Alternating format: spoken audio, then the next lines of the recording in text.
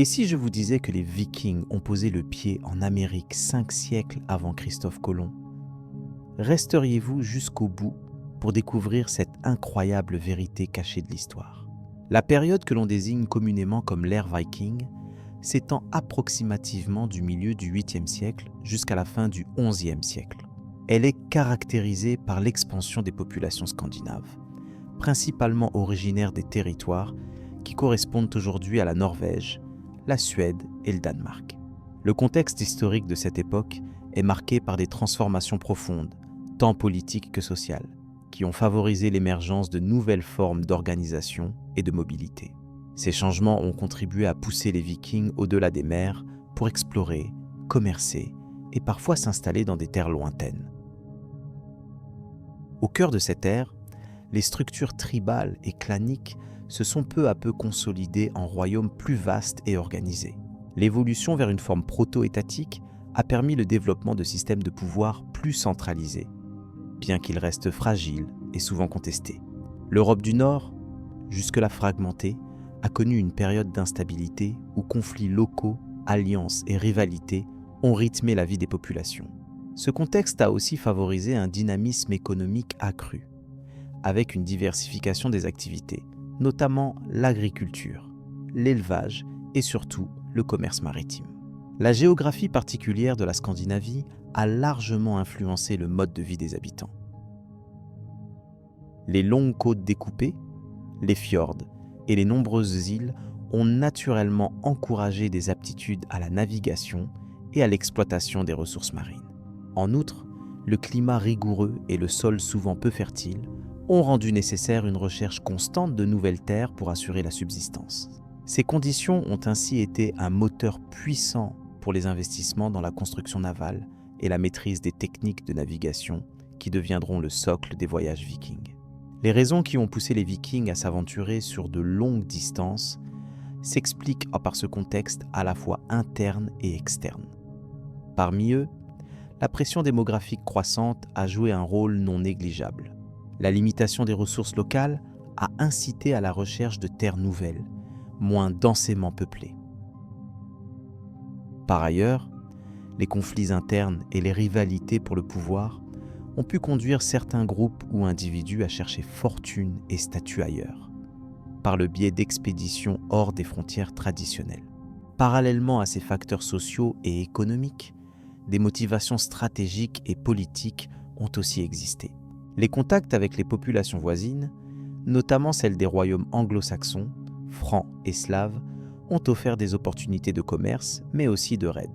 Ces expéditions, tout en étant parfois violentes, ont fonctionné comme des vecteurs de diffusion culturelle et économique, renforçant l'influence des sociétés scandinaves dans les zones côtières de l'Europe et au-delà.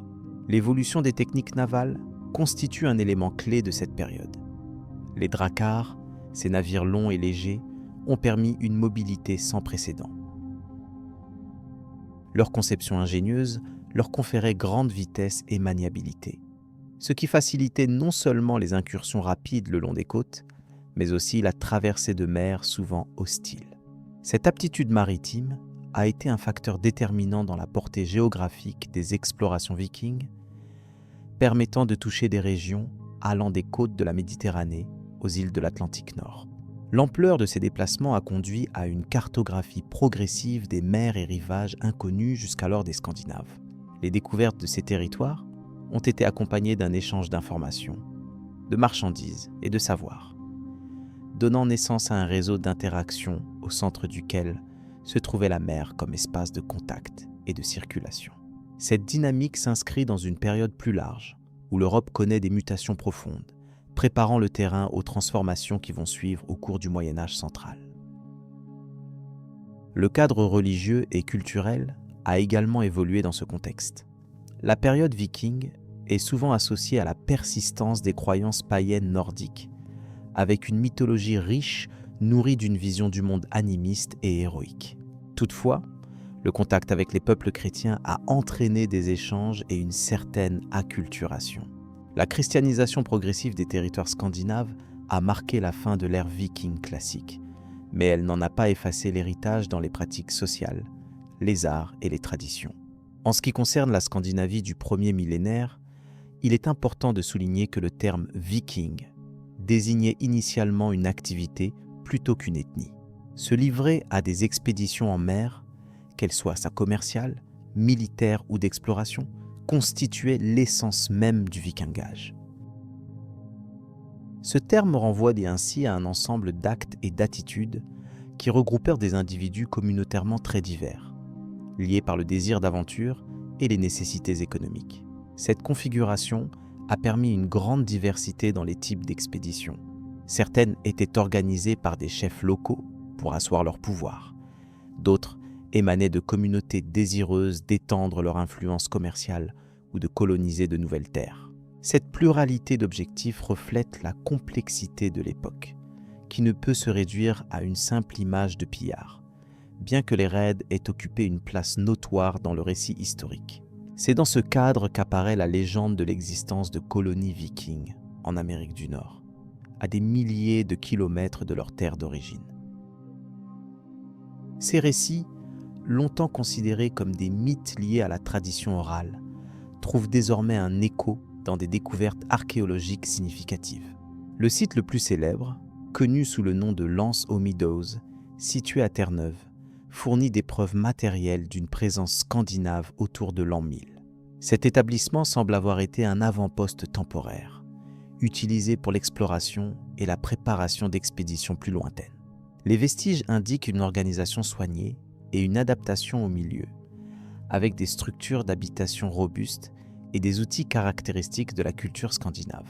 L'importance de ce site réside dans sa valeur de témoignage concret, montrant que les Vikings ont bien franchi l'Atlantique plusieurs siècles avant les grands explorateurs européens modernes. Les sources historiques islandaises, notamment les sagas, relatent des voyages vers une terre appelée Vinland, décrite comme fertile et riche en ressources naturelles.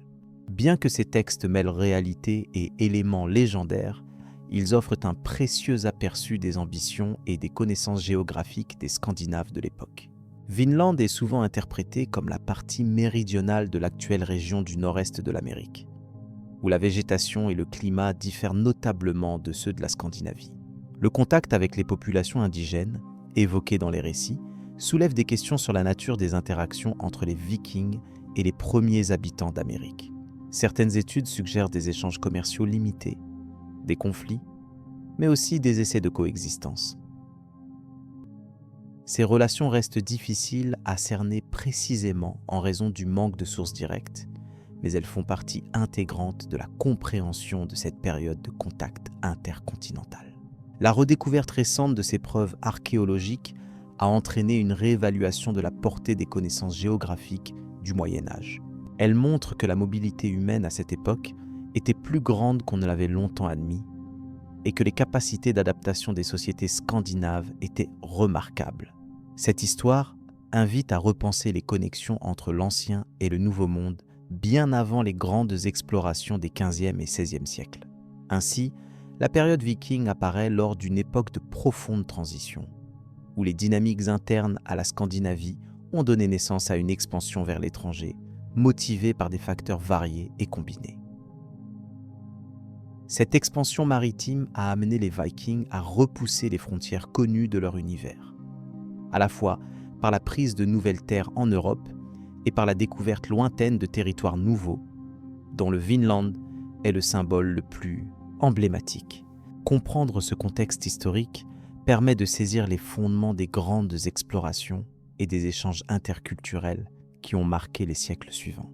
La transition vers une ère nouvelle s'appuie sur ces mouvements et sur la volonté d'ouverture à des horizons encore inconnus. C'est à partir de ces bases que se développe le récit de la présence viking en Amérique. Point de départ d'une histoire complexe et encore partiellement à découvrir qui sera exploré dans la suite de cette étude. Les navigateurs du Nord et leur savoir-faire, les Vikings, originaires des régions nordiques de l'Europe, ont laissé une empreinte durable grâce à leur prouesse en navigation et en construction navale. Leur capacité à s'aventurer au-delà des mers connues est intimement liée au savoir-faire développé au fil des siècles. Ce parcours d'innovation maritime a permis à ces explorateurs de franchir des distances impressionnantes, découvrant de nouveaux territoires alors inconnus des Européens. Le savoir-faire des Vikings repose sur un équilibre subtil entre ingénierie, observation des phénomènes naturels et expérience acquise lors de voyages répétés. Leurs navires, souvent désignés sous le terme drakkar, étaient conçus pour être à la fois légers et résistants, capables de naviguer dans des eaux agitées comme dans des rivières peu profondes. La structure flexible de la coque offrait une résistance exceptionnelle au choc, essentielle lors des traversées océaniques. Les techniques de construction navale se fondaient sur une maîtrise précise du bois, matière première abondante dans leur région d'origine. Les artisans vikings sélectionnaient soigneusement le bois de chêne ou de pin, chaque planche étant travaillée pour assurer la cohésion et la solidité du bateau. Les navires étaient assemblés à clin, une technique où les planches se chevauchaient de manière à renforcer l'étanchéité et la flexibilité de la coque. La forme allongée et étroite des vaisseaux facilitait la glisse sur l'eau, réduisant la résistance et permettant d'atteindre de belles vitesses. Ce design particulier offrait aussi une meilleure manœuvrabilité, indispensable pour les déplacements en mer ouverte ou dans des estuaires sinueux. Les rames servaient à propulser le navire en l'absence de vent, tandis que la voile carrée maximisait l'usage des vents favorables. La navigation se fondait sur une connaissance approfondie des astres, du comportement des courants marins et des indices naturels visibles à l'horizon. Les Vikings bénéficiaient d'une vaste expérience à exploiter les repères tels que la position du soleil, les mouvements de la lune et le vol des oiseaux migrateurs. Ces éléments les aidaient à se repérer dans des espaces dépourvus de cartes précises, leur permettant d'estimer avec relativement de précision leur position en mer. Les instruments de navigation, bien que rudimentaires, jouaient un rôle important. Des outils comme le compas solaire ou dague solaire amélioraient la précision des trajectoires en mesurant la hauteur du soleil, même sous un ciel partiellement couvert. Cette combinaison de savoirs empiriques et d'outils innovants témoignait d'une organisation et d'une discipline remarquables dans les équipages. L'organisation des voyages vikings présupposait également une connaissance fine des saisons et des conditions météorologiques. La préparation au départ s'effectuait selon une compréhension empirique des cycles climatiques, adaptant les itinéraires pour éviter les tempêtes ou naviguer lors des périodes les plus clémentes. Cette rigueur assurait non seulement la sécurité des équipages, mais également la réussite des expéditions.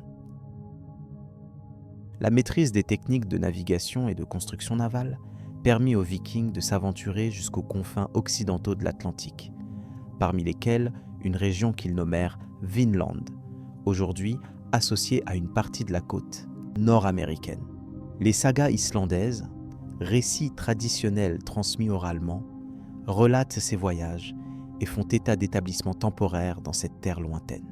Les fouilles archéologiques ont confirmé la présence viking dans ce nouveau monde à travers la découverte de sites tels que Lance aux Meadows, au Canada, où ont été mis au jour les vestiges de constructions caractéristiques de leur architecture, navale et résidentielle. Ces preuves matérielles confirment les récits anciens, attestant d'une colonisation éphémère mais historique. La singularité des navires, leur design avancé, ainsi que les stratégies de navigation utilisées illustrent une adaptation remarquable aux conditions maritimes difficiles de l'Atlantique Nord. Ces compétences permirent non seulement le déplacement mais également l'installation provisoire, ouvrant la voie à une compréhension plus large des capacités maritimes médiévales. L'étude combinée des sources littéraires, archéologiques et environnementales montre que la navigation viking reposait sur une combinaison intelligente de savoir-faire, innovation technique et connaissance profonde de la nature. Cette approche pragmatique et réfléchie a propulsé leur civilisation vers de nouvelles frontières, marquant une étape majeure dans l'histoire des explorations maritimes. Les exploits des navigateurs du Nord démontrent que l'exploration n'était pas le fruit du hasard, mais la résultante d'un processus méthodique et rigoureux. Leur héritage contribue aujourd'hui à une meilleure compréhension des interactions précoces entre les continents, révélant des connexions culturelles et économiques insoupçonnées. Enfin, les compétences en construction navale et navigation jouent un rôle central dans l'histoire des Vikings, témoignant d'un haut degré de savoir technique. Ce savoir-faire, transmis de génération en génération, illustre comment une société du passé a su repousser les limites du connu. Guidée par un sens aigu de l'observation et une maîtrise de la technologie disponible. À travers cette vision, l'ampleur des réalisations vikings en matière de navigation s'éclaire, préparant le terrain pour examiner plus en détail les implications de leurs découvertes et la nature des échanges qu'elles ont suscités sur le continent nord-américain. Ainsi, il est possible de progresser vers une compréhension plus approfondie des conséquences historiques de ces voyages. Les mythes fondateurs autour de Vinland. Les récits islandais, notamment les sagas des Groenlandais et d'Éric le Rouge, forment la base mythique de l'histoire liée à Vinland. Cette terre mystérieuse que les Vikings auraient découverte aux confins de l'Ouest. Ces textes anciens relatent les voyages de navigateurs audacieux partis du Groenland vers des terres nouvelles, considérées comme riches en bois, en gibier et en terres cultivables. La légende évoque un territoire nommé Vinland, souvent interprété comme la terre du raisin, bien que cette appellation fasse l'objet de débats quant à sa signification exacte. Ces récits soulignent l'importance accordée aux découvertes lointaines par les Scandinaves de cette époque, qui cherchaient à élargir leurs horizons sans perdre leur attachement à leur terre d'origine. Il importe de considérer ces sources comme des mélanges de faits et d'imagination, produites dans un contexte culturel où la transmission orale dominait. La saga des Groenlandais, par exemple, raconte le périple d'un certain Leif Erikson, décrit comme le navigateur ayant posé pied en Vinland vers l'an 1000 de notre ère. Ce texte indique l'existence de plusieurs voyages exploratoires, évoquant des rencontres avec des peuples indigènes qualifiés de Skrellings, mention qui a inspiré nombre d'interprétations ethnographiques. Néanmoins, la nature fragmentaire et souvent contradictoire des récits invite à une lecture prudente, où le mythe côtoie la réalité historique d'une manière indissociable. L'apport de la recherche archéologique a permis d'apporter un éclairage nouveau sur ces légendes. Le site de Lanceau Meadows, situé à l'extrémité nord de l'île de Terre-Neuve, constitue jusqu'à présent la preuve tangible la plus significative d'une présence viking en Amérique du Nord. Découvert au XXe siècle, cet établissement présente des vestiges d'habitation, des fours et des ateliers qui correspondent à un style de construction scandinave. Ces fouilles confirment que des Européens, probablement des Vikings, ont effectivement séjourné dans cette région. Toutefois, la modestie de ce site contraste avec les descriptions grandioses des sagas, suggérant que Vinland n'était pas une colonie permanente, mais plutôt un poste avancé temporaire. Les interprétations historiques tentent de concilier les éléments matériels aux traditions orales. L'hypothèse la plus répandue est que les Vikings, partis du Groenland, auraient redécouvert plusieurs zones côtières riches en ressources avant de s'établir brièvement à Lance aux Middos. Le recours aux ressources naturelles telles que le bois, extrêmement prisé au Groenland, aurait motivé ces incursions. La navigation en mer, rendue possible par des navires adaptés, permit aux explorateurs de franchir des distances considérables, bien que le froid et l'hostilité du climat nord-atlantique aient limité la durée de ces établissements. Les récits mythologiques rappellent également que cette expédition fut précédée par un autre voyageur, nommé Bjarni Herjolfsson, qui aurait aperçu des terres inconnues sans y débarquer. Cette observation, souvent considérée comme la première trace européenne du continent américain, illustre l'importance du regard aigu porté sur l'immensité maritime au Moyen Âge nordique.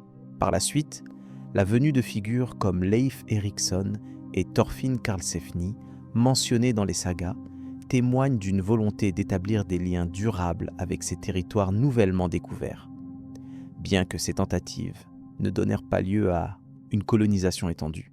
La notion même de Vinland révèle des tensions entre mythe et réalité.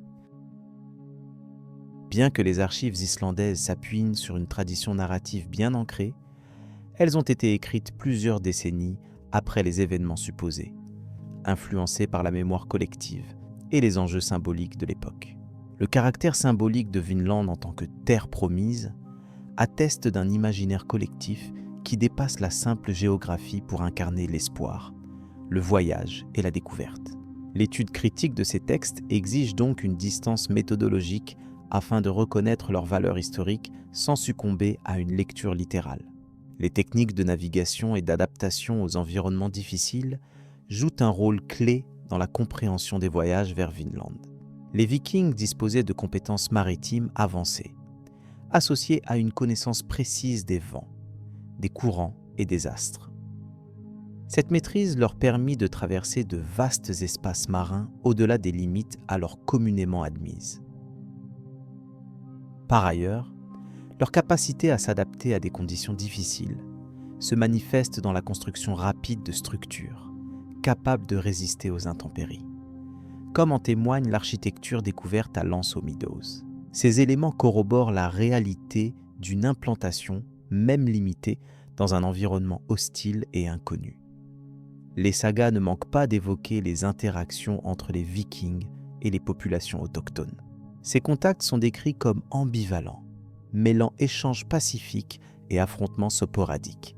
Les Skrælings représentent une énigme anthropologique, car les sources nordiques offrent peu de précisions sur leurs coutumes ou leur organisation sociale. Pourtant, ce contact témoigne d'une coexistence temporaire entre deux mondes souvent considérés comme indépendants. Ces rencontres sont cruciales pour comprendre les dynamiques de contact culturel dans l'Atlantique Nord avant l'ère moderne. L'importance accordée aux récits oraux dans la culture viking nécessite d'appréhender la transmission des savoirs comme un processus dynamique. Les sagas, en tant que récits composés et récopiés au fil du temps, synthétisent différentes versions et interprétations. Leur rédaction finale, intervenue au XIIIe siècle, s'inscrit dans un climat intellectuel marqué par la christianisation et par la volonté de codifier une mémoire collective. Cette évolution influence la manière dont Vinland est présenté, peut-être plus comme un symbole identitaire que comme un simple fait historique. L'analyse critique de ce contexte permet de nuancer l'interprétation des récits. Les légendes mettent également en lumière les contraintes économiques et sociales qui ont poussé les Vikings à s'aventurer vers l'ouest. Le manque de terres agricoles et l'essor démographique en Scandinavie forçaient des groupes marginaux à chercher des solutions alternatives. Dans ce cadre, Vinland apparaît comme une opportunité d'expansion, même si sa nature exacte reste incertaine. Cette dimension pragmatique éclaire les motivations qui sont derrière les voyages transatlantiques, insérant l'histoire de Vinland dans un contexte plus large d'évolution des sociétés nordiques à l'orée du second millénaire. Parallèlement, l'histoire des Vinland s'inscrit dans une problématique plus vaste concernant la diffusion des cultures et des idées à travers l'Atlantique. Les indices archéologiques et les données paléo-environnementales suggèrent des échanges indirects qui dépassent la simple présence humaine. L'établissement temporaire de Lance aux Meadows, bien que modeste, ouvre la voie à une réévaluation des connaissances sur les contacts précolombiens, questionnant la thèse longtemps dominante d'une découverte unique par Christophe Colomb. Ce dépassement des frontières traditionnelles renforce la richesse de l'étude historique. Il est important de souligner que malgré l'ampleur des recherches, de nombreux mystères demeurent autour des voyages vikings vers Vinland. La localisation précise de ce territoire, les raisons de l'abandon des implantations et l'étendue des contacts restent sujets à débat. Les différentes hypothèses oscillent entre une implantation éphémère strictement nourrie par la chasse et la cueillette et une tentative plus organisée de colonisation agricole. Ces différentes perspectives nourrissent à la réflexion historique en soulignant la complexité de cette entreprise humaine en milieu lointain. Enfin, la fascination contemporaine pour Vinland témoigne de l'importance permanente des récits fondateurs. Ces histoires nourrissent des imaginaires collectifs et alimentent la quête identitaire, surtout dans les sociétés nord-américaines où l'héritage viking est intégré à la construction du passé. Les découvertes archéologiques concrètes, tout comme la valeur symbolique des sagas, jouent un rôle complémentaire pour prolonger ce dialogue entre passé et présent.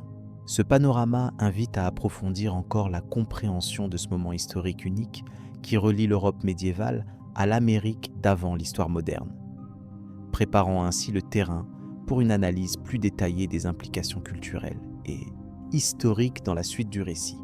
Les sources littéraires médiévales.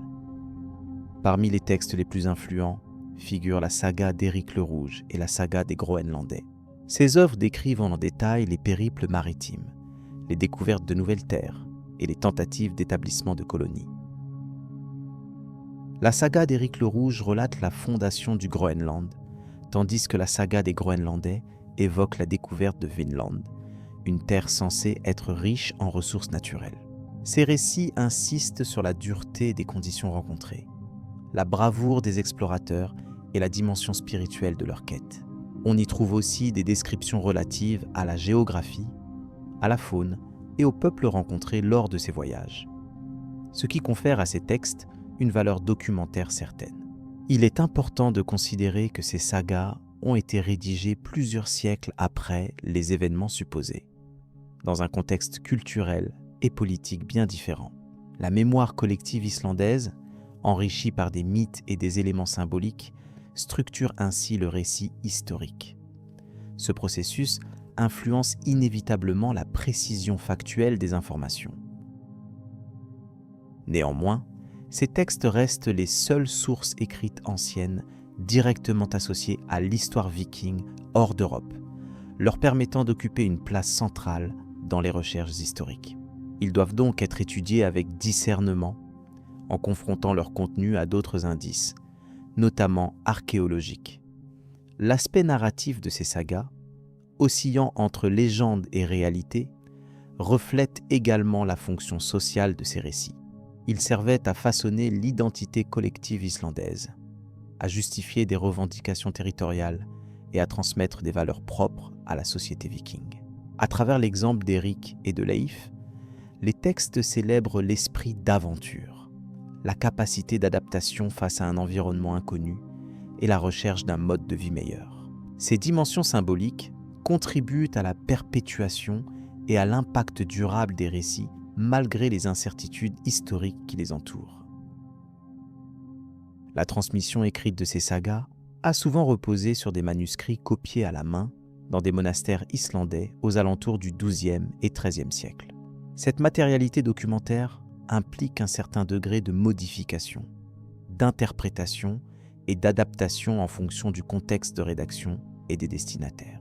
Par exemple, la mise en récit peut répondre à des préoccupations religieuses, politiques ou littéraires spécifiques, altérant partiellement la fidélité à l'événement original. C'est pourquoi l'analyse philologique accompagne toujours l'étude historique afin d'identifier des couches successives d'écriture et d'éventuelles interpolations. Un autre aspect notable de ces sources concerne leur contenu géographique. Bien que certaines descriptions soient imprécises ou symboliques, elles donnent des indications sur la localisation approximative de Vinland et des autres territoires visités. Par exemple, le récit de la découverte de raisins sauvages et de forêts denses a suscité de nombreuses hypothèses sur l'emplacement réel des colonies vikings, rapprochant Vinland de régions côtières riches en ses ressources. Toutefois, cette identification reste sujette à débat en raison des différences entre la toponymie médiévale et la géographie actuelle. La comparaison entre les différentes versions de ces sagas révèle aussi une évolution narrative. En étudiant les variantes, les chercheurs peuvent détecter des modifications reflétant des contextes temporels ou culturels distincts, ainsi que des intentions éditoriales divergentes. Cela souligne la nature dynamique des traditions orales avant leur fixation écrite, illustrant un processus où le mythe et l'histoire s'entremêlent étroitement.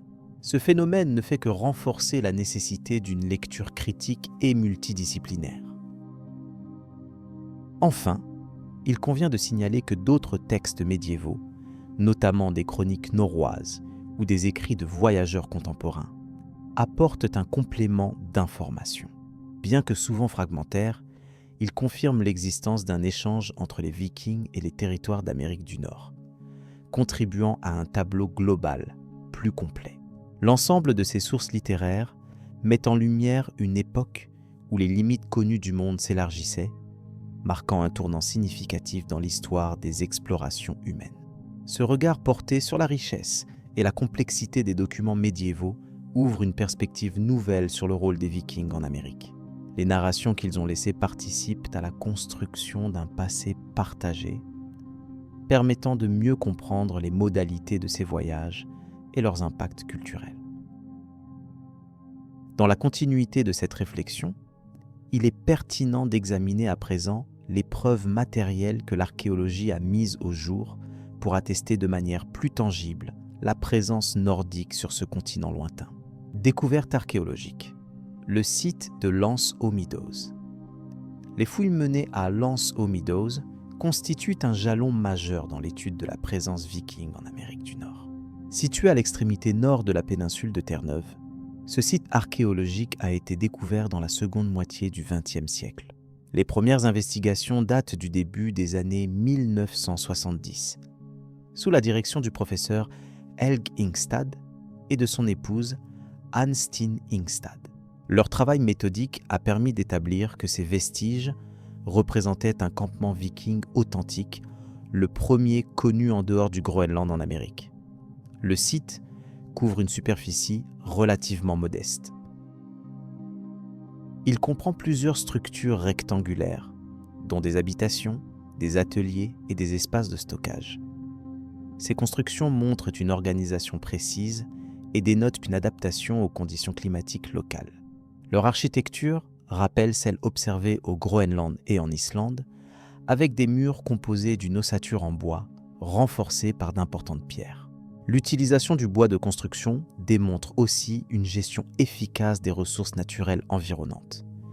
Durant les fouilles, de nombreux artefacts ont été découverts. Parmi eux, des fragments de fer, des clous ainsi que des outils semblables à ceux employés dans les productions métallurgiques traditionnelles vikings. Cette présence d'objets métalliques est particulièrement significative parce qu'elle confirme une activité artisanale avancée. On a également trouvé des éléments en bronze, des aiguilles, ainsi que des objets en os qui reflètent le quotidien d'une communauté semi-nomade. L'analyse du sol révèle des traces de charbon de bois, ainsi que des résidus pouvant être attribués à la cuisson d'aliments. Ces indices suggèrent l'utilisation de foyers pour la préparation et la conservation de la nourriture. Les restes organiques permettent d'affirmer que l'alimentation de ces populations comprenait probablement le poisson, le cerf et d'autres espèces locales abondantes. L'évaluation paléobotanique démontre aussi une exploitation ponctuelle des ressources végétales présentes. La méthodologie employée lors des recherches est le fruit d'une collaboration entre archéologues, géologues et spécialistes des sciences naturelles. Chaque phase de fouille s'accompagne d'une documentation rigoureuse. Les couches de sédiments sont analysées stratigraphiquement afin d'établir une chronologie fiable des occupations. Par ailleurs, des techniques telles que la dendrochronologie ont été appliquées pour dater précisément certains éléments de bois utilisés dans la construction. Grâce aux datations obtenues, il est établi que le site a été occupé durant une période relativement courte, estimée à quelques décennies au tournant du XIe siècle. Cette temporalité est cohérente avec les récits islandais relatant les voyages de Leif Erikson et d'autres explorateurs vikings vers des terres occidentales appelées Vinland. Le site de Lance aux Meadows apparaît donc comme un point d'escale ou un avant-poste dans une phase d'exploration et d'exploitation des nouvelles terres. Les recherches ont aussi porté sur la possible interaction entre les Vikings et les populations autochtones. Bien que le site lui-même ne contienne aucune preuve directe d'échange, l'emplacement proche de régions fréquentées par diverses tribus suggère des contacts potentiels. Des études comparatives avec des artefacts locaux ont été envisagées pour mieux cerner ces dynamiques. Toutefois, il reste difficile d'évaluer précisément la nature et l'intensité de telles rencontres. Les fouilles ont été accompagnées d'études environnementales afin de reconstruire le paysage tel qu'il existait à l'époque. Ces travaux permettent de mieux comprendre les conditions climatiques et écologiques auxquelles étaient confrontés les occupants. Le climat semblait plus frais que le climat actuel, influençant les choix de construction et les modes de subsistance. L'altération du terrain par les activités humaines est visible à travers les différentes couches sédimentaires. L'ampleur des découvertes à Lanzo Meadows a profondément modifié la compréhension historique de la présence européenne en Amérique. Avant cette mise au jour, les textes médiévaux et les traditions orales demeuraient les seules sources évoquant un tel événement. La confirmation matérielle apporte une dimension nouvelle à l'étude des premiers contacts transatlantiques. Cette preuve tangible remet en question la conception longtemps acceptée d'une découverte exclusive attribuée à Christophe Colomb près de 5 siècles plus tard. Parmi les éléments examinés figurent aussi les outils employés pour la navigation. Ces instruments, bien que peu nombreux sur le site, témoignent de la capacité technique des Vikings à entreprendre des traversées maritimes de longue distance. Leur maîtrise de la construction navale, notamment l'usage de navires dits longship, est attestée par des vestiges similaires trouvés ailleurs en Scandinavie. Ces explorations démontrent une volonté d'étendre leur territoire au-delà des côtes européennes. L'implantation durable à cette latitude pose la question de la viabilité de la colonisation. Il semble que plusieurs facteurs ont limité cette expansion, notamment les conditions environnementales difficiles, l'isolement géographique et sans doute des conflits latents avec les populations indigènes. La brièveté de l'occupation suggère une installation temporaire destinée plus à l'exploitation saisonnière des ressources qu'à une implantation définitive. La documentation obtenue à Lanzo Meadows sert aujourd'hui de référence pour toutes les recherches consacrées à la présence viking en Amérique du Nord. Elle permet aussi une comparaison avec d'autres sites potentiels dont la localisation fait encore l'objet de débats. L'importance du site se révèle d'autant plus grande qu'il a ouvert la voie à une réévaluation complète des récits historiques existants, reliant les traditions nordiques aux données archéologiques. En résumé, la fouille de Lanzo Meadows offre une preuve matérielle incontestable d'un contact viking avec le Nouveau Monde. L'analyse minutieuse des éléments découverts apporte un éclairage précieux sur les modalités d'occupation, la vie quotidienne et les conditions environnementales. Ces observations renforcent la compréhension des processus d'exploration et d'adaptation qui ont marqué cette période charnière de l'histoire. Cette découverte inexorablement conduit à une réflexion approfondie sur l'importance des échanges culturels précoloniaux et la complexité des premières rencontres entre sociétés aussi différentes. L'écho historique porté par Lanzo Meadows transcende son cadre local pour interroger la globalité des dynamiques migratoires humaines. La recherche continue de faire progresser ses connaissances, en quête de nouveaux indices et d'une meilleure contextualisation. Ainsi, l'étude archéologique de Lanzo Meadows représente un exemple remarquable d'interdisciplinarité et de rigueur scientifique appliquée à un phénomène d'envergure. Elle illustre le pouvoir des vestiges matériels à réécrire des pans entiers de notre histoire et à mieux comprendre les trajectoires des peuples à travers le temps. Ce site demeure un lieu de découverte et d'inspiration pour les générations présentes et futures, témoignant du passage des Vikings au sein du continent américain. Avec ces éléments en tête, il devient possible d'aborder les récits légendaires de Vinland sous un angle renouvelé. La confrontation entre les sources écrites et la réalité archéologique offre un cadre robuste pour analyser la portée réelle de ces explorations. Elle invite également à une prudence méthodologique dans l'exploitation des traditions orales combinées aux preuves tangibles. En continuant cette réflexion, il conviendra d'examiner plus en détail les récits littéraires islandais ainsi que les mythes associés à Vinland. Leur mise en perspective avec les données archéologiques permet d'appréhender la complexité des interactions entre histoire, mémoire et légende. Cette approche pluridisciplinaire constitue le fondement d'une histoire équilibrée et nuancée des premiers contacts transatlantiques. Le passage suivant explorera ainsi les textes médiévaux qui relatent ces aventures, en confrontant les témoignages littéraires aux résultats archéologiques exposés ici. Une approche complémentaire qui révèle le foisonnement des connaissances et l'importance des découvertes pour la compréhension globale de cette période fascinante. La nature des établissements vikings en Amérique. Les installations vikings, découvertes en Amérique du Nord, témoignent d'une organisation réfléchie et adaptée aux conditions du Nouveau Monde.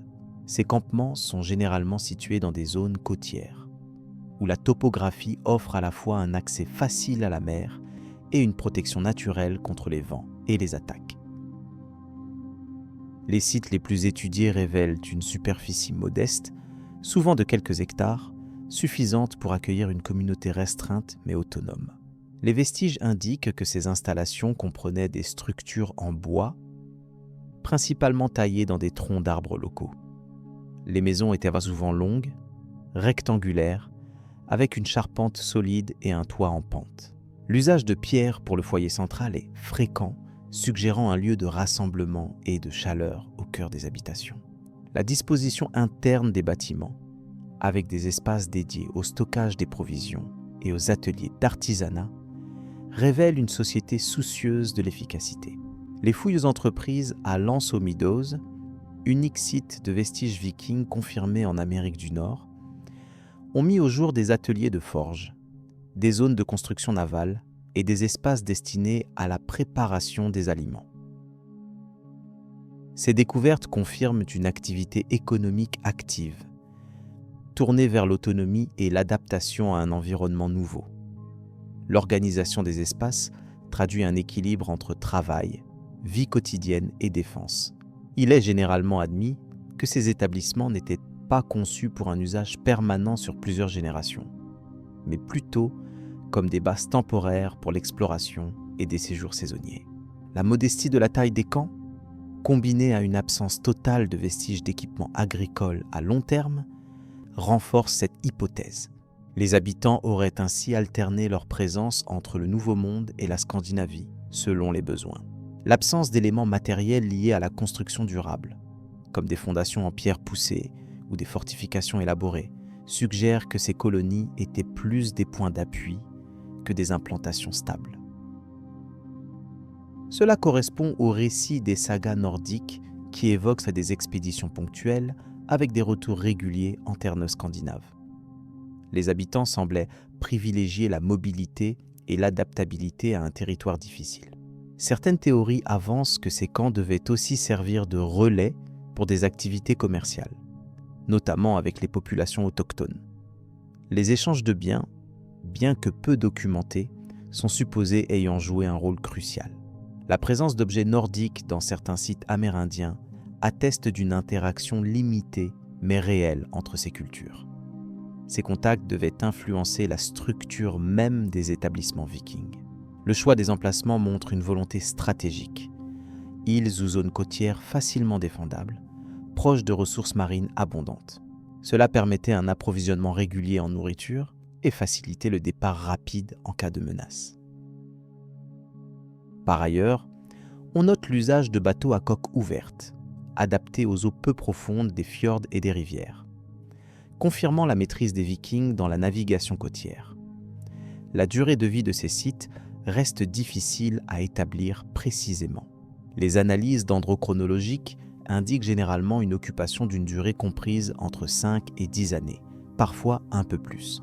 Cette temporalité limitée semble refléter un équilibre entre l'exploration, la récolte des ressources et la nécessité de retourner dans les régions d'origine pour renouveler les contingents et maintenir les liens sociaux. La gestion des implantations témoigne également d'une organisation sociale structurée. Les preuves archéologiques laissent penser à une hiérarchie implicite où un chef ou un groupe de dirigeants prenaient les décisions quant aux déplacements, à la défense et aux échanges. Cette structure devait permettre une cohésion suffisante pour affronter les aléas du climat et les éventuelles hostilités. Les instruments découverts, outils métalliques et armes légères, indiquent un degré d'autosuffisance technique. La présence d'enclumes, de marteaux et d'autres équipements pour la fabrication et la réparation illustre une compétence artisanale avancée. Cela s'insère dans une culture où le travail manuel est central, nécessaire aussi bien pour la subsistance que pour la maintenance des navires. L'étude des déchets organiques et des résidus alimentaires fournis par la fouille l'un des sites révèlent une alimentation variée, à base de poissons, de viande de gros gibier et de plantes sauvages récoltées localement. La pêche et la chasse constituaient les principales sources de nourriture, complétées par des produits importés comme le blé et l'orge, témoignant d'un certain lien commercial avec la Scandinavie. La coexistence sur place avec les populations indigènes, qui occupaient déjà ces terres depuis plusieurs millénaires, semble s'être déroulée avec une prudence mutuelle.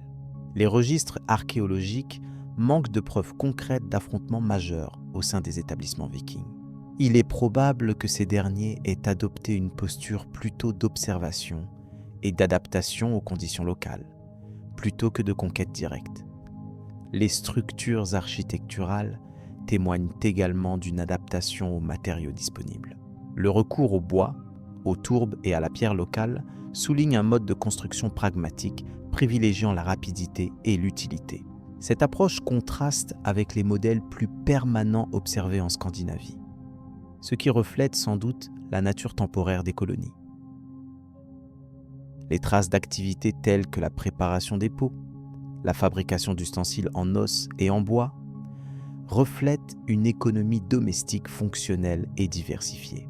Ces tâches assurées en autonomie montrent que les habitants des camps tentaient de reproduire un mode de vie familier adapté aux ressources et au contexte spécifique du Nouveau Monde. Par ailleurs, les données environnementales suggèrent que les Vikings ont dû faire face à un climat rigoureux, avec des hivers longs et neigeux. Cela a sans doute influencé la conception de leurs habitats ainsi que la durée de leur présence. La nécessité de stocker durablement la nourriture et d'assurer un abri efficace explique la construction soignée des bâtiments. La faible densité des implantations indique que les Vikings ne visaient pas à coloniser de vastes territoires. Leur objectif semble avoir été de créer des points d'ancrage limités, permettant d'explorer de nouveaux horizons et de tirer parti des ressources locales sans bouleverser profondément l'équilibre des populations existantes.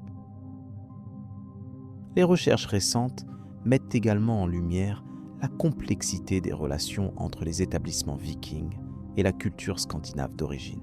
Ces colonies apparaissent comme des prolongements temporaires d'une société en mouvement, où la mobilité et la flexibilité prédominaient dans l'organisation des communautés. En définitive, les preuves matérielles et les interprétations académiques convergent pour dépeindre ces établissements comme des avant-postes éphémères, témoignant d'un moment particulier de l'histoire où le peuple viking s'aventure loin de ses Martahatopke, Racines. Ces sites représentent un pont entre deux mondes, un exemple poignant des capacités d'adaptation et d'exploration humaine. Cette perspective invite à revisiter les récits traditionnels en les enrichissant d'informations concrètes issues de la recherche archéologique.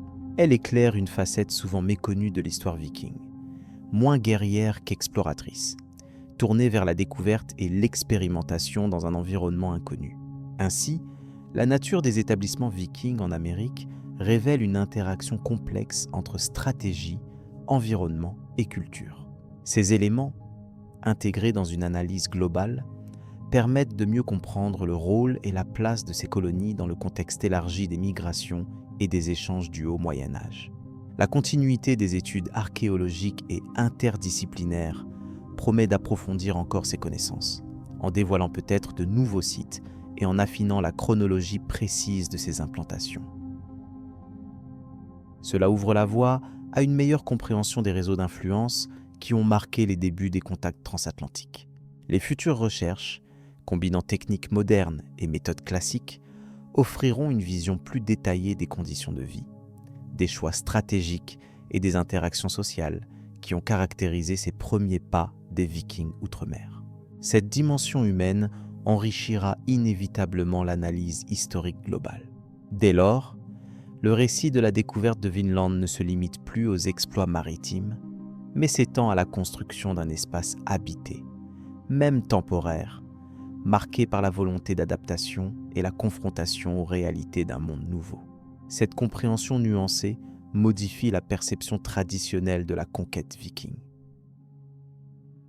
L'étude attentive des sites permet d'apercevoir les défis auxquels furent confrontés ces pionniers. ainsi que les outils et les réflexes mobilisés pour y répondre. Ce regard approfondi éclaire la complexité d'une entreprise humaine qui dépasse la simple aventure pour toucher à des dimensions sociales et culturelles. Cette évolution dans l'approche scientifique témoigne également de la richesse du patrimoine Vikings et de son importance dans l'histoire mondiale.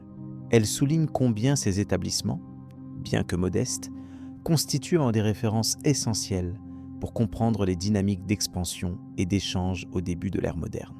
En préparant les bases pour l'étude subséquente, il est possible d'aborder à présent les aspects spécifiques de la vie quotidienne au Vinland, en explorant les activités économiques, les relations sociales et les adaptations culturelles dans un cadre qui dévoile progressivement la réalité des premiers contacts entre Européens et Amérindiens. Relations possibles avec les populations autochtones. Les rencontres potentielles entre les Vikings et les populations autochtones d'Amérique du Nord suscitent un intérêt croissant parmi les chercheurs. Les découvertes archéologiques, bien que limitées, offrent des pistes pour mieux comprendre ces interactions. Le site de L'Anse aux Meadows, situé à Terre-Neuve, demeure la preuve matérielle dominante confirmant la présence nordique en Amérique bien avant les explorateurs européens postérieurs. Cette colonie, datée du XIe siècle, suggère une installation temporaire utilisée principalement pour l'exploitation des ressources. Les indices trouvés sur place comportent des outils en fer et des constructions typiques du mode de vie viking. Pourtant, aucune preuve directe de contact prolongé avec les populations locales n'a été établie. Les échanges commerciaux ou culturels restent hypothétiques, fondés pour l'essentiel sur des récits et sagas islandaises, notamment celles d'Éric le Rouge et de Leif Erikson, qui relatent la découverte de terres à l'ouest, nommées Vinland. Les traditions orales des peuples autochtones du nord-est du continent évoquent parfois des étrangers venus de la mer. Certaines légendes font état d'hommes vêtus d'une manière inhabituelle et parlant des langues incompréhensibles. Ces récits apparaissent fragmentaires et sont difficilement corrélables avec les preuves archéologiques contemporaines. Leur interprétation nécessite donc une prudence certaine, tenant compte des transmissions transmises sur plusieurs générations. Les études récentes tentent d'établir des ponts entre ces sources variées pour mieux cerner les mécanismes possibles de rencontre. Il subsiste une incertitude quant à la nature exacte de ces interactions, quand bien même des échanges avec les autochtones semblent crédibles. Des objets d'origine scandinave pourraient en effet avoir circulé au-delà de la colonie établie, suggérant un contact ponctuel ou indirect avec les tribus amérindiennes vivant dans les régions adjacentes. La diversité des cultures autochtones présentes à cette époque complique l'analyse. Chaque groupe possédait ses propres réseaux d'échanges et ses traditions spécifiques. La confrontation ou la coopération avec les Vikings aurait ainsi pu varier considérablement selon les circonstances locales. Les effets à long terme de ces premiers contacts, s'ils ont réellement existé, restent pratiquement invisibles dans les archives historiques et archéologiques disponibles. Des recherches interdisciplinaires, combinant archéologie, anthropologie et linguistique, contribuent progressivement à élargir la compréhension des dynamiques culturelles à l'œuvre.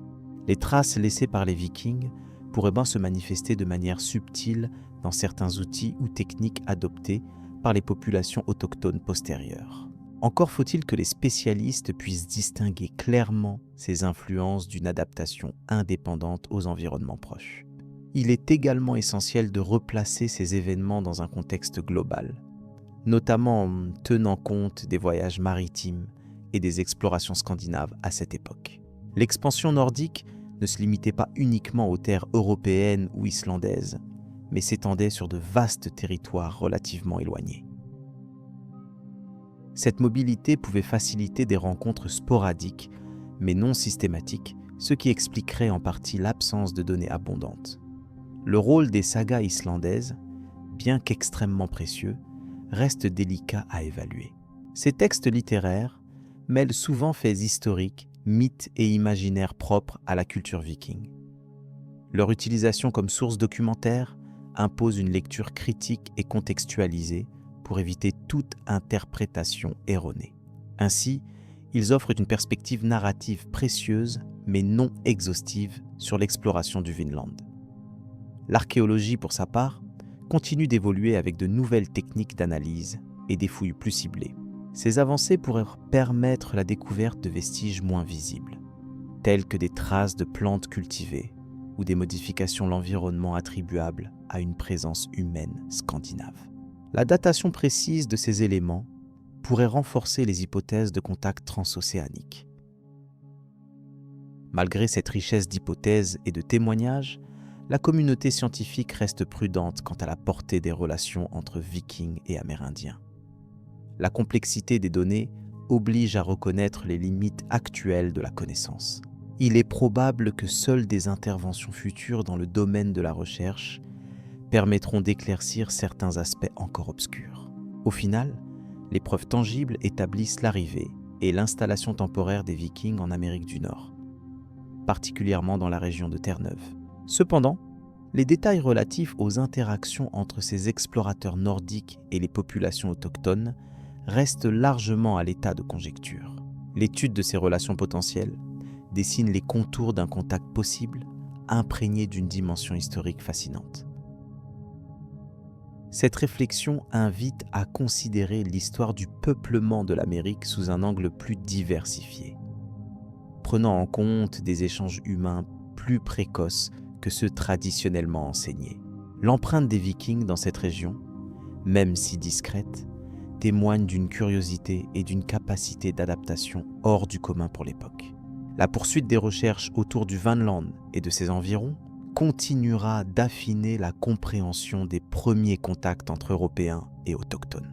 Ces investigations gagnent en richesse grâce à l'association de multiples disciplines et technologies modernes, offrant une perspective plus globale. Les découvertes futures pourraient ainsi révéler des détails insoupçonnés sur les modes de vie, les échanges et les influences croisées entre deux mondes parfois présentés comme éloignés. Cette dynamique contribue à renouveler l'étude de cette période charnière qui précède la grande ère des explorations transatlantiques ultérieures. Une analyse attentive et mesurée de ces échanges éventuels permet également d'éviter des conclusions simplistes ou exagérées, respectant ainsi la complexité des processus historiques en jeu. La compréhension des interactions entre Vikings et populations autochtones demeure donc un sujet ouvert, fascinant par ses possibles implications.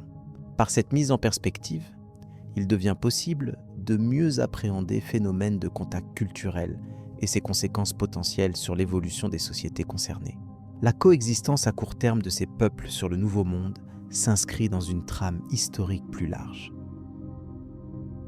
Ainsi, le récit historique se prolonge par l'étude attentive de cette rencontre ancienne, qui jette une lumière sur la diversité des explorations humaines et la richesse de leurs implications culturelles. Cette approche contribue à alimenter un regard renouvelé sur l'histoire de l'Amérique du Nord. Le chemin vers une meilleure connaissance passe par un travail méthodique, patient et pluridisciplinaire. Chaque nouvelle découverte a le potentiel d'affiner ou de remettre en question les hypothèses antérieures, enrichissant la compréhension collective. Il reste essentiel de poursuivre ces investigations dans un esprit critique et ouvert, en valorisant la diversité des sources disponibles. Les traces visibles comme invisibles de la présence viking en Amérique constituent une composante singulière du patrimoine historique mondial. Ce cheminement offre une belle illustration de la manière dont les récits légendaires et les données matérielles peuvent se conjuguer pour restituer une histoire plurielle, nuancée et en constante évolution. Ces perspectives enrichissent la vision de la rencontre entre l'ancien et le nouveau monde. La mise en lumière des possibles échanges ouvre une fenêtre fascinante sur une époque où les mers reliaient des horizons lointains autrement perçus. Elle témoigne du rôle dynamique des explorations dans l'histoire des peuples de la planète. En contemplant ces interactions probables, l'attention se porte aussi sur le rôle des populations autochtones dans cet épisode, souvent peu documenté. Leur héritage et leur mémoire orale constituent des ressources précieuses pour la compréhension globale. Par le biais de cette recherche, s'initie un dialogue entre discipline et culture autour d'un événement fondateur doté d'une portée à la fois locale et universelle. Il souligne l'importance de l'histoire partagée et de ses multiples dimensions. Cette réflexion conduit naturellement à approfondir certains aspects spécifiques des installations vikings, de leur mode de vie et de leur impact sur l'environnement, autant de pistes explorées dans la suite du récit. Le rôle de Vinland dans l'expansion viking. Le récit des explorations vikings s'inscrit dans une histoire riche d'aventures maritimes et de migrations qui ont marqué l'Europe du début du premier millénaire. Les Vikings, issus des régions nordiques de la Scandinavie, possédaient une maîtrise remarquable de la navigation en haute mer. Leurs incursions en mer du Nord, en mer Baltique et jusqu'en Méditerranée témoignent d'une capacité à explorer et à exploiter de nouvelles terres. Parmi ces nombreuses expéditions, la découverte de Vinland occupe une place particulière par son éloignement géographique et son impact symbolique. Vinland, mentionné dans plusieurs sagas islandaises, se situe sur ce qui correspond aujourd'hui à la côte est de l'Amérique du Nord. Les récits oraux et écrits relatent l'arrivée de groupes vikings dans cette région, immédiatement reconnaissables à leurs activités de colonisation temporaire. Contrairement à d'autres établissements en Islande ou au Groenland, Vinland apparaît comme une tentative de fuite vers des terres fertiles, riches en ressources naturelles, présentant un contraste marqué avec les territoires scandinaves souvent plus rigoureux climatiquement. L'aspect économique de la découverte de Vinland ne peut être sous-estimé. Les animaux du Nouveau Monde, notamment le cerf et d'autres gibiers, ainsi que des arbres plus grands et différents des forêts nordiques, ont été des attractifs incontestables. Ces ressources semblaient offrir un potentiel agricole et commercial non exploité. De plus, le bois, dont les terres scandinaves manquaient, constituait un élément essentiel pour la construction navale et les habitations. Cette motivation explique en partie pourquoi des groupes vikings ont envisagé des voyages audacieux au-delà de leurs zones habituelles. Les fouilles archéologiques modernes ont confirmé certaines des affirmations anciennes concernant Vinland. Le site de Lance aux Meadows, situé dans l'actuelle province canadienne de Terre-Neuve, présente des vestiges d'un campement viking daté d'environ l'an 1000. Ce lieu révèle des constructions typiques scandinaves en bois, avec des techniques de charpenterie bien précises, y compris des trous de poteaux témoignant de structures solides. Bien que le site soit modeste en taille, il constitue une preuve matérielle incontournable de la présence nordique sur le continent américain plusieurs siècles avant Christophe Colomb. En ce sens, la découverte de Vinland modifie aussi notre compréhension des mouvements migratoires et des échanges transatlantiques à une époque où l'histoire européenne se concentrait davantage sur le continent. Les Vikings, grâce à leurs navires rapides et résistants, ont franchi des distances impressionnantes en utilisant les étoiles et les phénomènes naturels comme repères, défiant les limites technologiques de leur temps. Le fait d'avoir navigué vers une terre inconnue, avec un climat plus doux que celui du Groenland, révèle une volonté d'adaptation et une curiosité remarquable. La tradition orale des sagas décrit souvent des contacts avec les populations indigènes, désignées sous le terme de Skrellings. Ces rencontres oscillent entre échanges pacifiques et affrontements, bien que les sources ne soient pas toujours explicites quant à l'intensité des relations. Elles évoquent néanmoins un climat d'incertitude quant à la possibilité d'instaurer des établissements pérennes au-delà de l'affrontement initial. L'observation de cette dynamique éclaire les difficultés rencontrées par les Vikings pour sécuriser leur territoire dans un environnement lointain. Par comparaison avec les autres expéditions vikings, notamment celles en Angleterre, en Irlande ou en Russie, la découverte de Vinland représente un déplacement du foyer d'expansion vers un espace géographique plus vaste et moins maîtrisé. Les incursions européennes, appelées raids ou colonisation, ayant souvent pour but l'obtention rapide de richesses ou le contrôle politique. Vinland, cependant, semble plus orienté vers l'exploitation durable des ressources naturelles, ce qui témoigne d'une évolution dans les objectifs des explorateurs nordiques. Les conditions environnementales jouent un rôle crucial dans la nature même de la colonisation. Le climat tempéré de la côte et de l'Amérique du Nord, avec ses forêts denses, ses prairies et ses rivières poissonneuses, suggérait un potentiel agricole suffisant pour s'implanter durablement. Cependant, la distance avec les territoires scandinaves et l'absence de soutien logistique permanent limitaient fortement la capacité d'établissement. Ces facteurs expliquent probablement la brièveté des séjours vikings et la difficulté à maintenir des colonisations stables. L'aspect mythologique autour de Vinland est aussi à considérer en tant que reflet de la culture nordique. Les sagas, bien qu'historiquement partiellement fiables, font état d'une terre promise où la vie semblait plus douce, en opposition aux rigueurs du Nord. Cette vision a pu susciter un imaginaire collectif, mais aussi nourrir des décisions réelles d'exploration. Ainsi, l'interpénétration de faits et de croyances contribue à la richesse de cette période et à la complexité des sources disponibles. L'interprétation des documents anciens demande une attention particulière. Les sagas d'Éric le Rouge et du fils d'Éric contiennent des descriptions détaillées mais ponctuées d'exagérations ou d'erreurs chronologiques. Il est essentiel de croiser ces récits avec les découvertes matérielles pour obtenir une image plus précise. Cette démarche scientifique permet d'extraire des éléments concrets tout en respectant la dimension culturelle et symbolique de chaque texte. En outre, le contexte géopolitique de l'époque influence les motivations de ces voyages. On assiste à une période de changement au sein des sociétés scandinaves, avec une augmentation de la population, des tensions sociales et des enjeux militaires. Ces pressions ont pu inciter certains groupes à chercher des débouchés territoriaux à l'étranger, contribuant à l'impulsion des expéditions lointaines, comme celle vers Vinland. La recherche de terres nouvelles s'inscrit alors dans un mouvement global d'expansion. Au-delà de l'aspect territorial, il est nécessaire d'évaluer le rôle des échanges culturels induits. Les contacts entre Vikings et peuples autochtones, bien que limités, ont pu générer des phénomènes d'emprunt matériel ou technologique. La présence de certains objets, éventuellement issus des cultures autochtones, dans des sites vikings, suggère des interactions plus complexes qu'une simple confrontation. Ces échanges témoignent d'une dynamique d'adaptation à un environnement inconnu.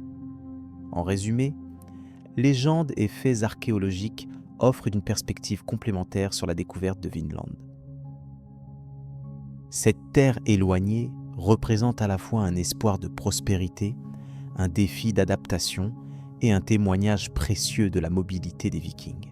Investiguer cette aventure invite à appréhender la complexité historique mêlant observation, interprétation et imagination. Le récit viking gagne alors en profondeur et en intérêt, donnant matière à une réflexion prolongée. Cette exploration invite maintenant à considérer l'empreinte laissée par ces pionniers dans les territoires qu'ils ont côtoyés, ainsi que les traces durables dans l'histoire et la culture des régions concernées, ouvrant la voie à une analyse plus détaillée. Les raisons de l'abandon de Vinland. Les voyages des Vikings vers l'ouest, culminant avec l'établissement temporaire à Vinland, constituent un épisode fascinant de l'histoire médiévale. Cependant, leur installation fut brève et ne donna pas naissance à une colonie durable. Plusieurs raisons expliquent cet abandon progressif, tant d'ordre environnemental que social ou politique, illustrant la complexité des interactions entre les nouveaux arrivants et le territoire nord-américain. Cette réflexion porte sur les facteurs déterminants qui ont conduit les explorateurs nordiques à renoncer à un ancrage permanent en terre vinlandaise. Premièrement, les conditions environnementales rencontrées à Vinland semblent avoir joué un rôle majeur dans cette décision. Bien que la région, selon les sagas islandaises, présentât une végétation abondante et un climat plus clément que le Groenland, elle restait néanmoins caractérisée par un hiver rigoureux et une durée de saison navigable limitée. La chair tendre des vaches et la présence de forêts denses furent sans doute des ressources attirantes, mais la rudesse saisonnière affecta certainement la stabilité alimentaire et la sécurité des établissements. En effet, l'agriculture, essentielle à la sustentation des colonies permanentes, se heurta aux contraintes climatiques.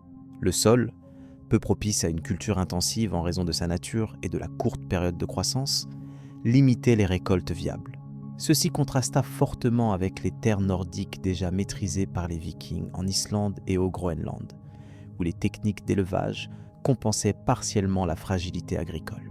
À Vinland, l'autarcie alimentaire devint un défi majeur, forçant les établissements à dépendre davantage des ressources de la mer et de la chasse à la fois complexe et risquée.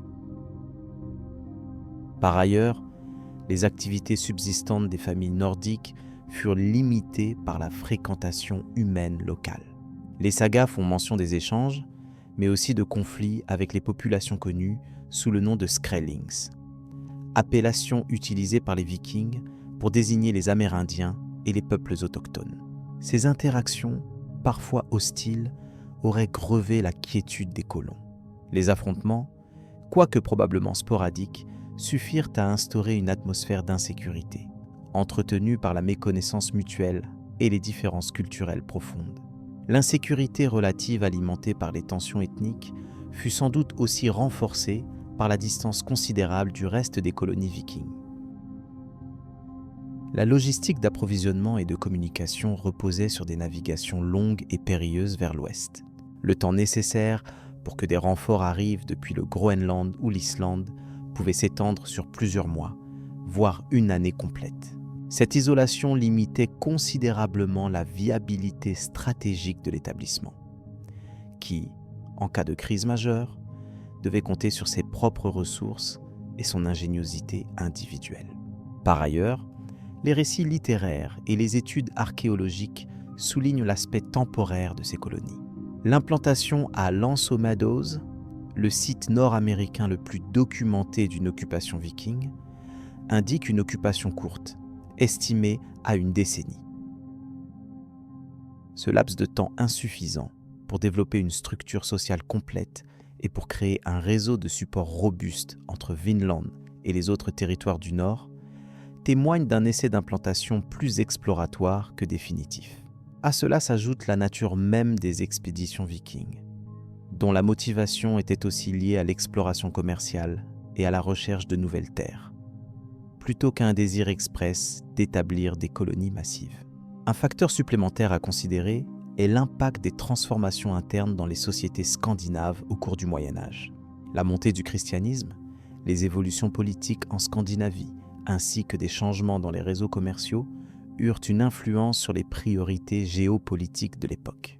Le déplacement des centres de pouvoir et la stabilisation relative des royaumes en Europe du Nord détournèrent l'attention des élites des expéditions lointaines vers des enjeux locaux plus immédiats. Vinland, en tant que territoire lointain et difficile d'accès, perdit ainsi en intérêt stratégique. Les conditions économiques jouèrent également un rôle dans l'abandon de Vinland. Les ressources locales, bien que prometteuses, ne se révélèrent pas aussi exploitables que prévu. Les métaux précieux, fondamentaux pour le commerce et la richesse, n'y furent pas découverts en quantité suffisante. Le bois, une denrée précieuse en Scandinavie, pouvait être trouvé, mais son transport constituait une tâche extrêmement coûteuse et complexe.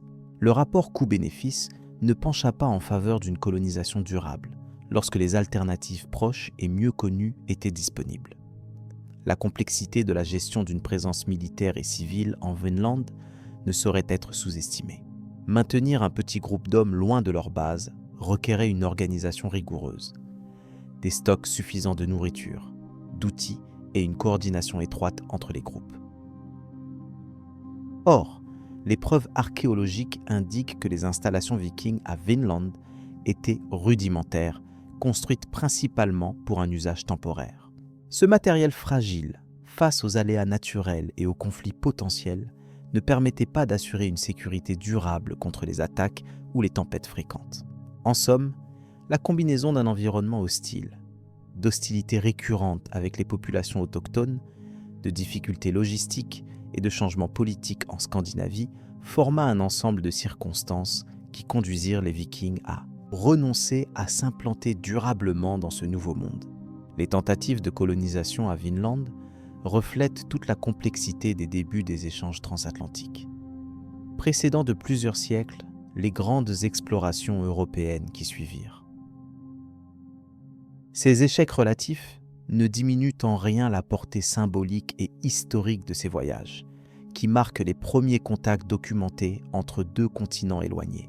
Cette brève présence a laissé peu de traces matérielles, mais son étude fournit un précieux témoignage sur l'adaptabilité et les limites de l'expansion scandinave hors d'Europe. Le bilan de cet épisode est double. D'un côté, un succès indéniable en termes de navigation et de découverte. De l'autre, une leçon sur la fragilité des établissements humains face aux contraintes naturelles et humaines. Les vestiges archéologiques continuent de susciter l'intérêt des chercheurs, enrichissant notre compréhension des défis rencontrés par les Vikings à Vinland. En définitive, la brièveté de la présence viking en Amérique s'explique par une conjonction de facteurs multiples dont chacun s'avéra décisif. Le respect des limites imposées par le climat, les interactions sociales, la logistique et les dynamiques internes scandinaves se traduisit par un retrait progressif plutôt que par une implantation durable. Ce constat invite à reconsidérer l'histoire des premiers contacts transatlantiques non comme un simple échouement, mais comme une étape nécessaire dans l'évolution des connaissances et des stratégies de navigation. Ce regard posé sur le passé ouvre ainsi une porte vers la compréhension plus large des relations entre humains et territoires lointains. Les prochaines analyses porteront sur l'impact médiatique et mythologique de la découverte de Vinland, ainsi que sur son inscription dans les imaginaires populaires à travers les siècles. Elles mettront en lumière comment ces explorations, bien que limitées dans le temps, ont nourri les récits et les représentations de l'Occident sur le nouveau monde naissant. Cette transition invite à explorer la postérité historique des Vikings américains sous l'angle des perceptions culturelles et historiques.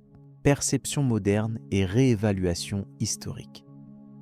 Depuis la redécouverte au XIXe siècle des traces vikings en Amérique du Nord, l'interprétation de ces découvertes a connu une évolution notable. À cette époque, la science archéologique était en plein essor et les premières fouilles entreprises sur le site de Lanceau, Meadows, à Terre-Neuve, révélèrent des preuves tangibles d'une présence européenne bien antérieure à Christophe Colomb. Ce site, découvert par l'explorateur norvégien Helge Ingstad et son épouse Anne Stein au début des années 1960, marqua un tournant décisif. Il mit fin à plusieurs siècles de discussions fondées sur des mythes et des récits légendaires plutôt que sur des preuves matérielles solides. L'ampleur des vestiges découverts permit d'établir que les Vikings avaient installé un campement permanent pendant une période limitée. Les structures en bois, les forges rudimentaires et les objets de la vie quotidienne témoignaient d'une organisation avancée pour l'époque et d'une adaptation efficace au milieu nord-américain. Cependant, malgré la certitude acquise sur cette présence, les questions concernant l'étendue réelle de leur exploration du Nouveau Monde demeurent ouvertes. Certaines hypothèses avancent qu'au-delà de ce campement initial, des expéditions plus approfondies auraient pu se poursuivre vers le sud ou vers l'intérieur du continent. Mais les preuves manquent pour confirmer ces théories. La recherche scientifique a bénéficié, depuis cette découverte, des progrès technologiques, notamment le recours aux analyses dendrochronologiques, aux études isotopiques et à la prospection géophysique. Ces techniques ont permis d'affiner la chronologie des événements et de comprendre les interactions possibles entre les Vikings et les populations autochtones. En effet, des indices ponctuels, tels que des objets d'origine scandinave retrouvés dans des sites amérindiens, ont suscité des débats passionnés. Certains chercheurs les interprètent comme la preuve d'échanges commerciaux ou de contacts sporadiques, tandis que d'autres y voient des objets échappés à un contexte précis, sans relation directe avérée. Au-delà des découvertes matérielles, l'impact de ces révélations sur la perception historique des Vikings a été profond. D'une image souvent caricaturale, associée exclusivement à des pillards sanguinaires, l'image s'est complexifiée. Il est aujourd'hui reconnu que les explorateurs scandinaves étaient aussi des navigateurs habiles, des commerçants et des colonisateurs tentant d'étendre leur territoire. Cette réévaluation a également changé la manière dont l'histoire précolombienne des Amériques est envisagée, intégrant une dimension européenne bien plus ancienne que le Nouveau Monde, tel qu'on le conceptualisait auparavant. Malgré ces avancées, certaines controverses persistent, nourries par des interprétations divergentes des mêmes données. Le débat sur la portée réelle de l'influence viking en Amérique du Nord et sur sa durée exacte reste ouvert, avec des camps d'opinion variés. Tandis que certains historiens plaident pour une présence limitée et ponctuelle, d'autres envisagent la possibilité d'établissements plus durables, attestés par des traces plus dispersées à travers le continent. Ces interrogations stimulent continuellement la recherche et l'exploration, preuve de la richesse encore inexplorée du sujet. Un autre aspect important dans la réévaluation historique est l'attention portée aux sources écrites médiévales, notamment les sagas islandaises. Ces textes, longtemps considérés comme des récits légendaires plus que comme des documents historiques, ont été revisités à la lumière des découvertes archéologiques.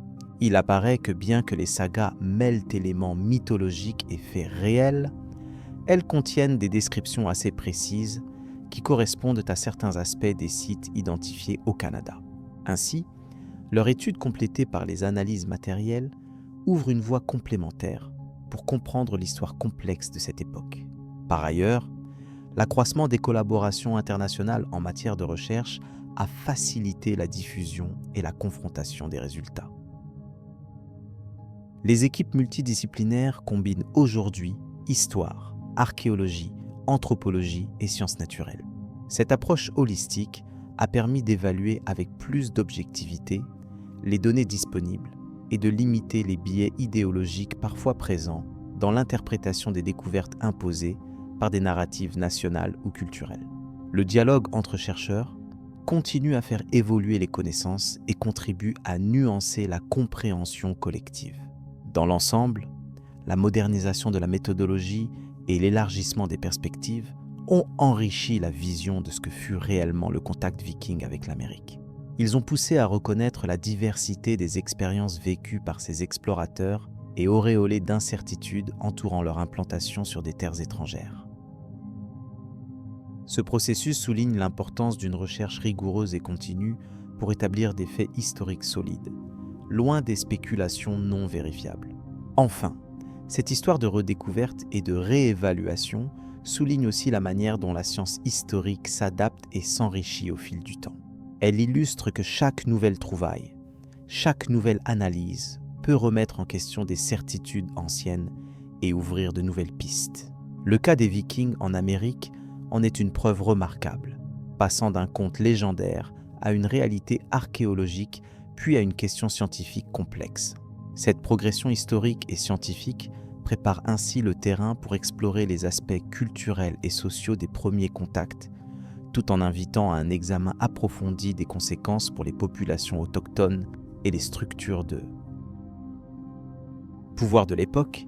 La prochaine analyse se focalisera sur ces dimensions souvent méconnues mais essentielles pour une compréhension globale. Influence culturelle et héritage des Vikings en Amérique. L'impact culturel et l'héritage des Vikings en Amérique restent des sujets qui suscitent de nombreuses recherches et débats. Bien que les preuves tangibles de leur présence soient limitées, leurs traces indirectes se manifestent dans divers aspects des mythes, de la toponymie et du folklore, ouvrant ainsi une fenêtre sur l'influence durable qu'ils ont pu exercer. Les sagas islandaises, notamment, contiennent des récits détaillés sur des explorations vers une terre lointaine nommée Vinland. Ces textes, composés plusieurs siècles après les événements supposés, offrent des descriptions de paysages, de ressources et de populations autochtones qui correspondent partiellement aux côtes nord-américaines. Ainsi, ils constituent un précieux témoignage littéraire sur une époque où la connaissance du Nouveau Monde par les Européens était quasiment inexistante ailleurs. Sur le plan archéologique, le site de Lance aux Meadows, découvert à Terre-Neuve, est considéré comme une preuve concrète de la présence viking en Amérique du Nord. Daté approximativement de l'an 1000, ce village révèle des structures typiques des colonies scandinaves, ainsi que des artefacts attestant des techniques et modes de vie de ces navigateurs. Ce site confirme partiellement les informations contenues dans les sagas, même si la portée et la durée de cette implantation restent limitées. En dépit de ces éléments matériels, l'empreinte viking ne se traduit pas seulement par des vestiges physiques. Des noms de lieux en Amérique du Nord, notamment sur la côte Est, montrent des similitudes linguistiques intrigantes avec des mots d'origine scandinave, bien que certains de ces liens soient contestés ou difficiles à prouver. Ils alimentent l'idée d'un contact plus diffus et d'une transmission culturelle plus subtile. Les traditions orales des populations autochtones contiennent parfois des récits évoquant l'arrivée de peuples venus de la mer. Bien que ces histoires soient souvent mythifiées et intégrées dans un cadre cosmologique propre à chaque peuple, elles peuvent révéler la mémoire collective d'événements historiques marquants. L'interprétation de ces témoignages demande prudence et rigueur, mais leur étude complète le tableau d'un contact ancien aux implications multiples. Sur le plan historique, la découverte viking de Vinland a un rôle important dans la compréhension des prémices de la globalisation européenne.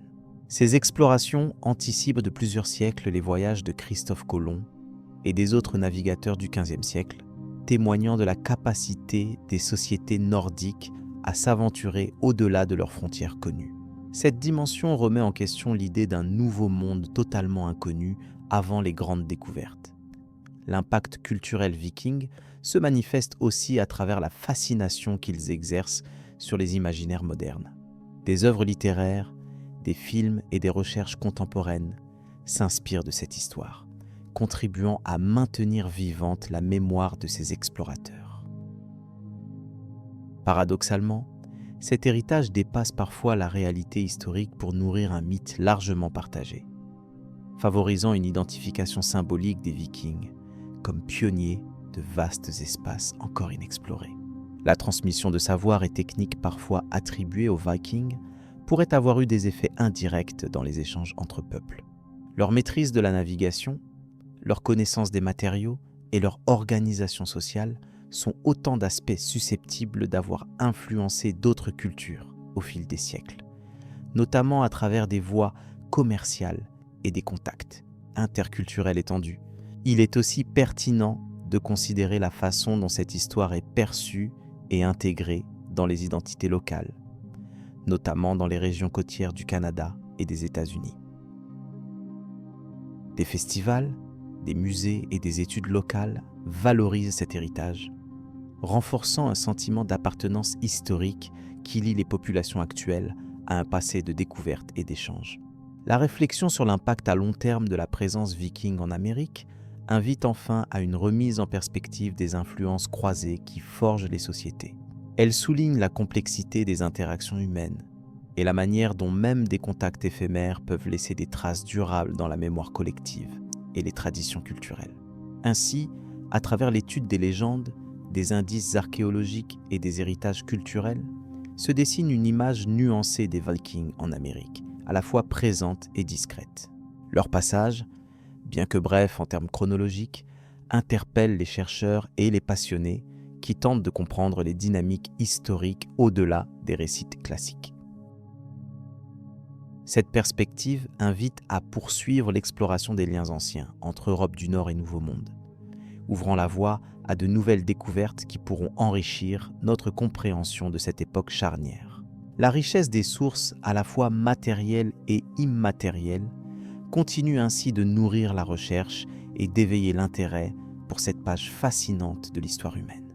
La transition vers la suite de cette exploration historique permettra d'approfondir les aspects concrets des interactions entre Vikings et autochtones, en s'appuyant sur les avancées récentes en archéologie et anthropologie. Conclusion synthétique sur Vinland et l'exploration, les traces des explorations vikings en Amérique, notamment celles liées à Venland, représente un chapitre fascinant de l'histoire ancienne, marqué par un mélange singulier de légendes, d'archéologie et d'études scientifiques. L'ensemble des données recueillies jusqu'à présent dépeint une image d'explorateurs venus du Nord, franchissant l'Atlantique bien avant les grandes découvertes européennes.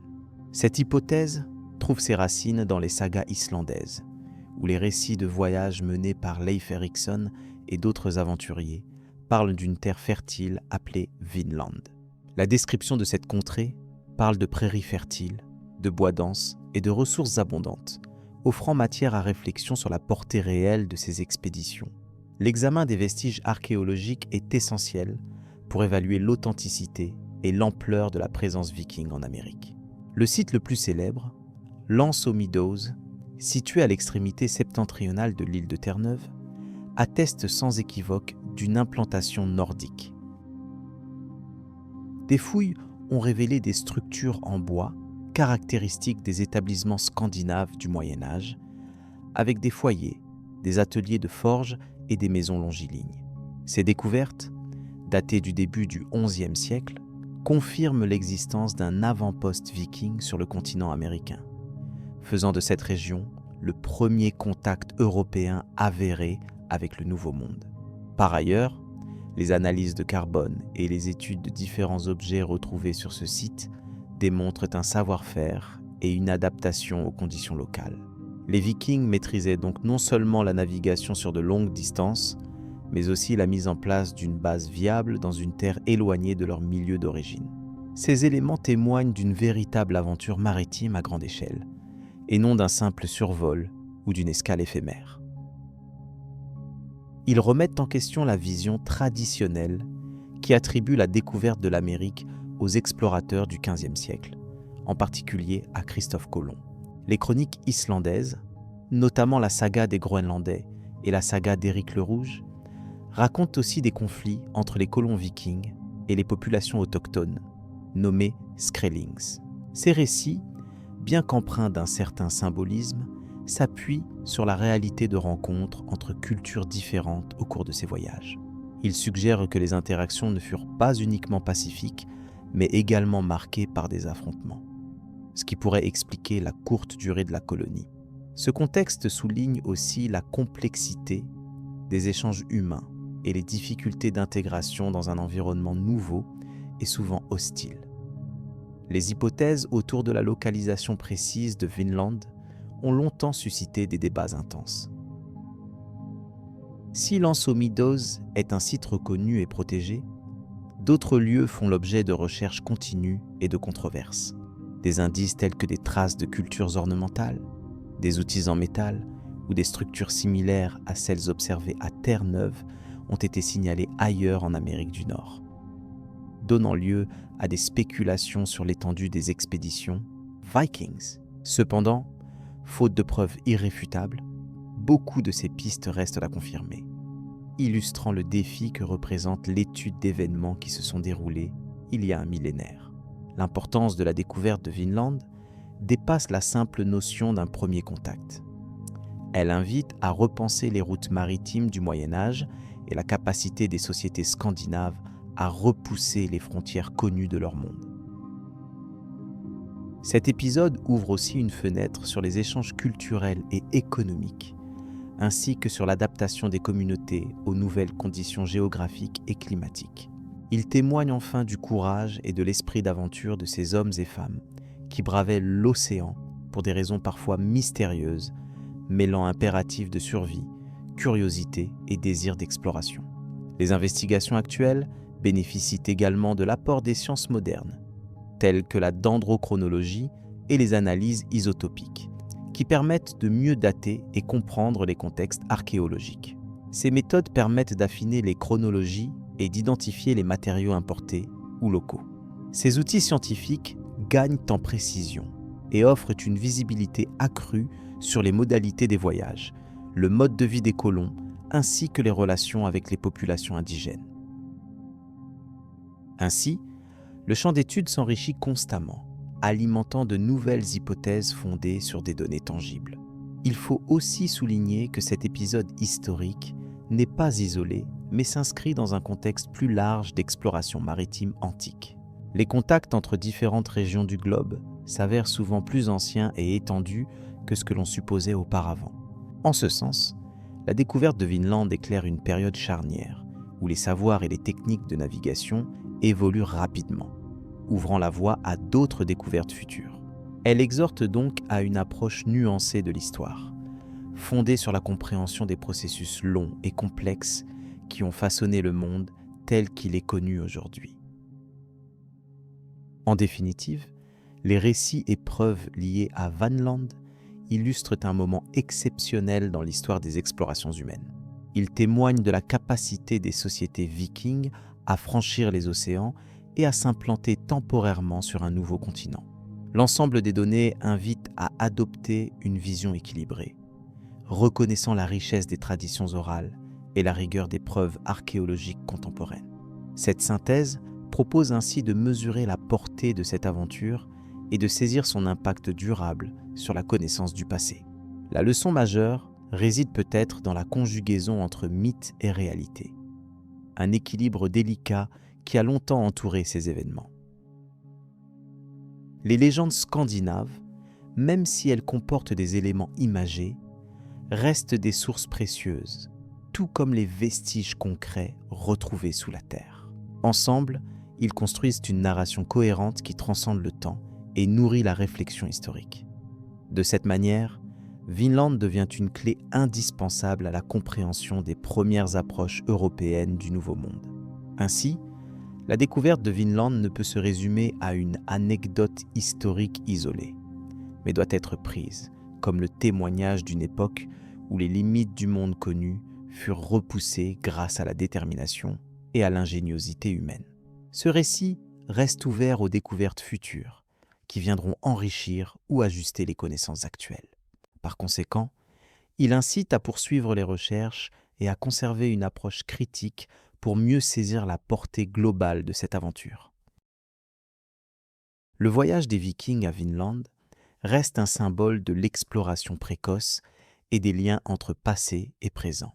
Enfin, cette perspective offre une transition naturelle vers l'étude des autres civilisations et explorateurs qui suivront, amplifiant la compréhension de notre histoire commune. Il est pertinent d'observer comment ces premiers contacts ont pu influencer ou inspirer les découvertes ultérieures, tout en reconsidérant les récits établis. Nous continuerons donc à explorer ces thématiques en approfondissant l'analyse des contextes naturels, sociaux et culturels dans les chapitres qui suivent, afin de compléter le tableau historique avec précision et rigueur.